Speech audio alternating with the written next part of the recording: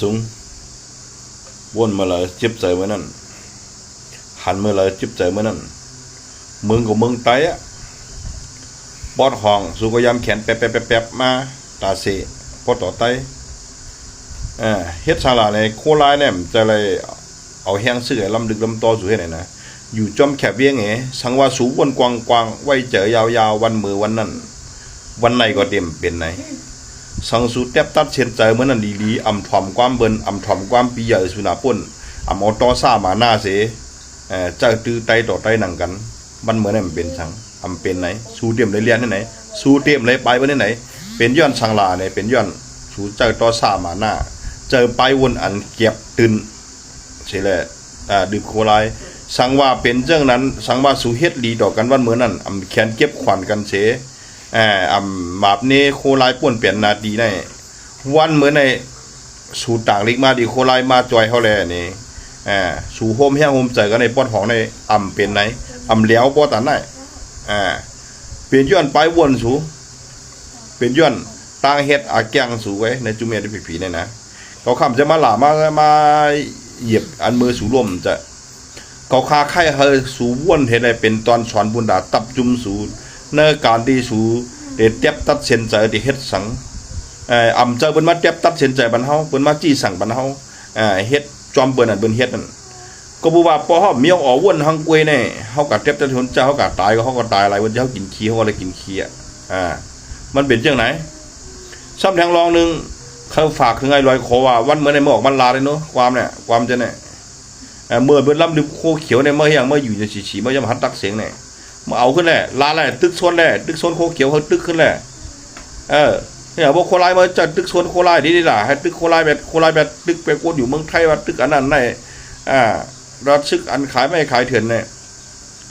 จืดไตเนี่ยมันเน่าสังว่ามีโคไลอ่ะมันเน่าเป็นมดอ่ะมันขึ้นสังมันเน่าสังว่ามีโคไลมาเฮ็ดเป็นวันเมื่อไหร่นะเปิ้นหันเปิ้นหันหูเฮาเปิ้นว่าเฮาก๋วยหมดเฮียงล่ะในจี้เสือเทียนก็กำกับเป็นปุถุจิเดกำเรียนมากำเรียนกว่าในกำจะเลยมากเป็นปุถุจิเดก็ปุ๊บเปิบเขาก้างเขามาลืมเป็นก็ขึ้นอยู่แล้วลูกเจ้าก้างเขามาเพียวไว้น่ะแซงแก้วอะไรขึ้นมาขึ้นวันให้นี่ไหนเฮ็ดไหนกันน่ะ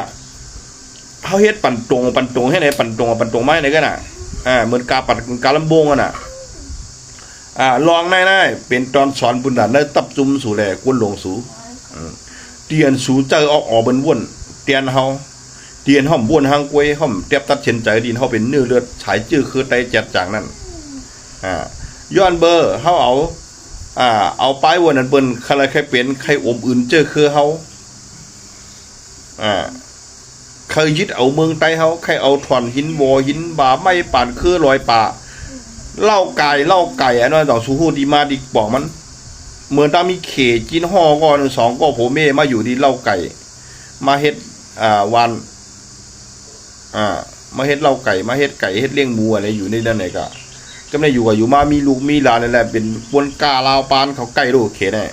กาแล้วมีมาอะไรเห็นเหล่ากายเนี่ยเขาห้องจ้องไม่เห็นเนี่ยปิดต่อถึงมาเมื่อไหร่เลยเปลี่ยนมาเขโกกลางเนี่ยก็ไอ้เขโกกลางได้อันเป็นหัวน้ำมันก่อแต่เราเขเขาเมื่อยื้อไปตั้งจุ่มตั้งเจอเดียนตีนหัวน้ำมันนั่นยามจอยเหลือเนื้อจุ่มเขจุ่มหนึ่งเดียนเลยเป็นแกงคอเซนเตอร์แกงอันเป็นล้อมเลียเฮ็ดล้อมนี้กายากากวนจะเนี่ยก็ในเขเขาหลวยอะไรก็ในเกากลางคำจอยไปเขาขึ้นหยอบเอามืออะไรมือเอามือที่อย่างตั้งคือเขากับหูจอมได้เนาะเขากับหูหูจอมเขามืออย่างมือปันต่ำเฮ็ดตั้งพิษไว้หนักหนาวันเมื่อในเขเขาก็สั่งสอนเกากลางนะว่า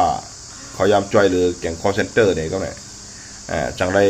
ให้เขาคอยเอาเวลาเซลก็ไม่ได้คำจังมาล่วงอะไรนะเขาจะล้ำอะไรเขาเนี่ยเขาหาที่อยู่มามีที่อยู่อันใหญ่ๆก็ไม่ได้เขาได้มาให้อย่างไรเขาได้มาแซนวีจะเนี่ยแซนวีสีป้อจะเนี่ยให้จังไรเนี่ยเหมือนด้านในโคเขียวก็ยำแขนต่อโคไลวันเหมือนในเขาก็ได้ลาดนี่ไปวนของเขาแล้ววันเหมือนไหนเขาได้เอาอันใหญ่ๆนั่นเฮ็ดจังไรดังสีป้อดังน้ำมันแต่มันมีโวฐานหินเดี๋ยวกุ้มกำดู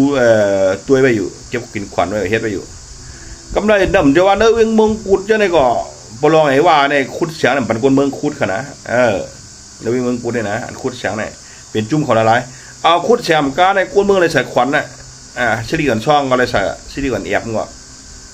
เป็นไงครับ เจ็บกินขวานในไก่นวลตัวในไข่เกี้ยวเยอะหนูจอมเฮินนั่นแมงสาบเอาไข่เกี้ยววันเมื่อไหร่